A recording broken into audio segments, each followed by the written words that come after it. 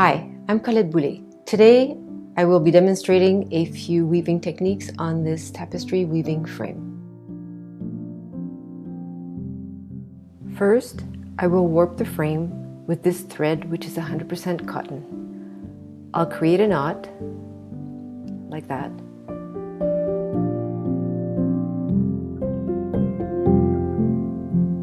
And secure it like this in a dent.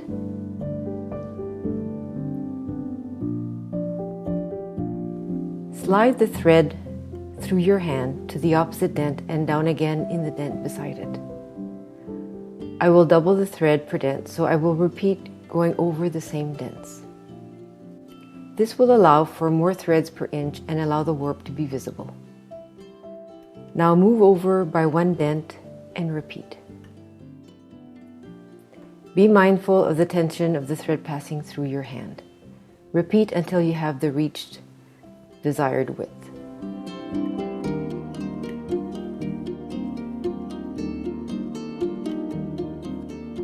When I have reached the desired width, I will secure the thread to the frame by wrapping it around the frame and tying a knot to the last thread of the warp. Check if the tension is the same.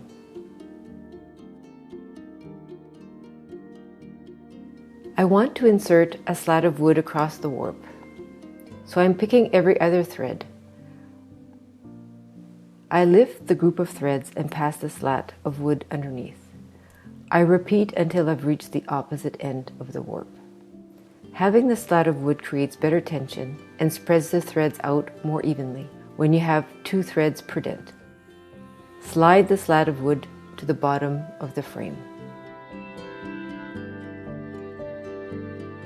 I will create the plain weave pattern by passing the yarn 1 over 1 under. I start from the left, picking every other thread. You will notice a crossing of the warp. I pass the bobbin through my opening and pull straight. I repeat until I've reached the opposite end. I beat the yarn down towards the slat of wood with a tapestry comb.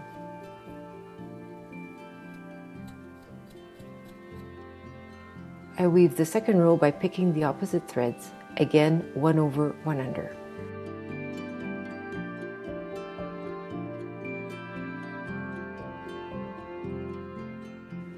I use the tapestry bobbin to direct the yarn into place for the entire row. Then I beat down with the comb.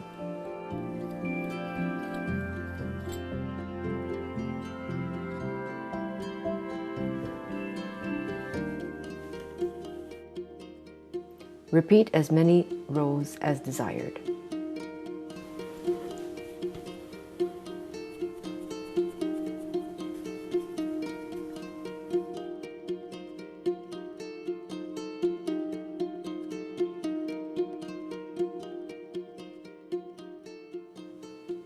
I make sure to catch the end thread. I will pass the yarn 1 under, 2 over. The twill pattern creates a diagonal motif. I repeat 1 under, 2 over until I reach the opposite end of the row.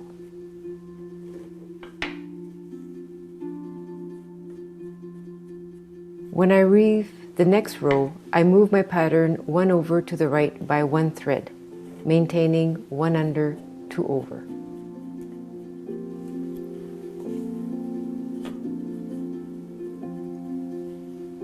Here you can see the diagonal pattern starting to appear, with the pattern moving to the right by 1 warp thread each row.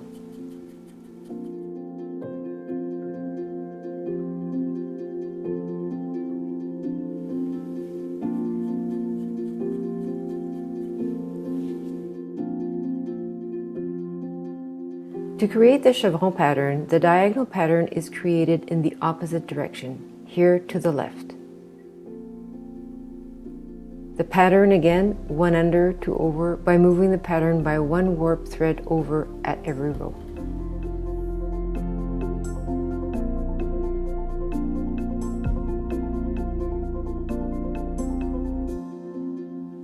Here you can see the chevron pattern.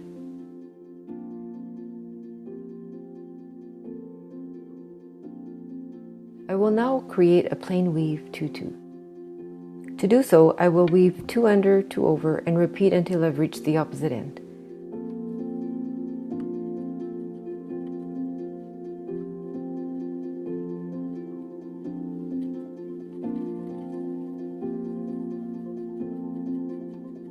When weaving the second row, I will choose the alternate threads, maintaining the pattern 2 under, 2 over. Keep in mind to catch the end thread at each row.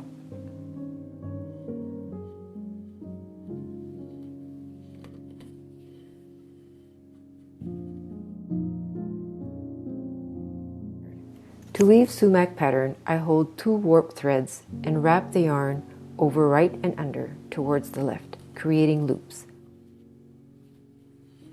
I make sure to maintain even loops.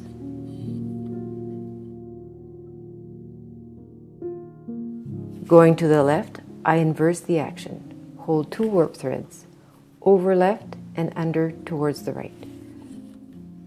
On the end thread, I wrap the yarn twice.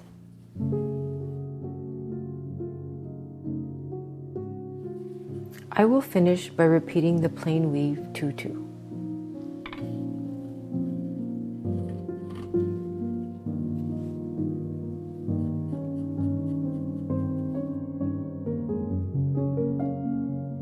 Now that I'm done weaving my project, I cut my yarn.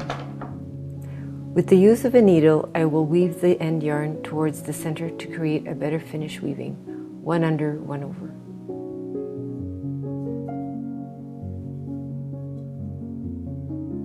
I will use the hem stitch to secure the edge of my weaving. I have thread and needle and will create a double knot.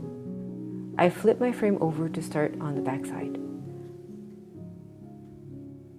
I insert the needle through the end stitches of 3 rows of yarn, and I pull through. I flip my frame back upright. I move 2 rows of weaving downwards, and I will pass my needle under 5 threads and up between row 2 and 3. I then place my needle under 3 threads and over 2 and pull through.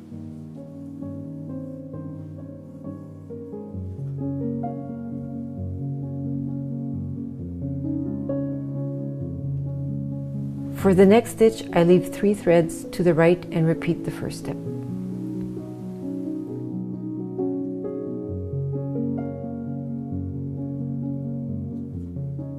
Repeat until you reach the end of the row.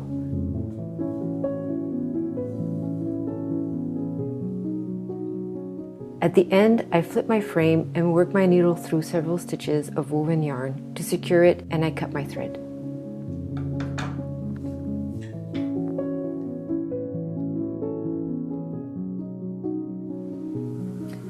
I remove the slat of wood. I will cut the warp and take the weaving off the frame.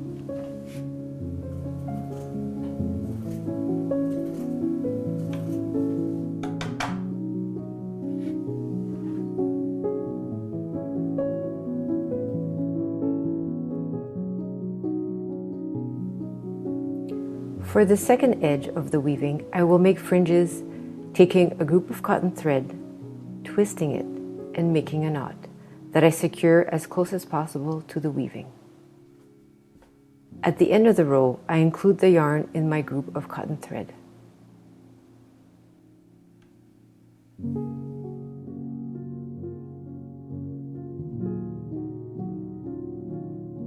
Thanks for watching.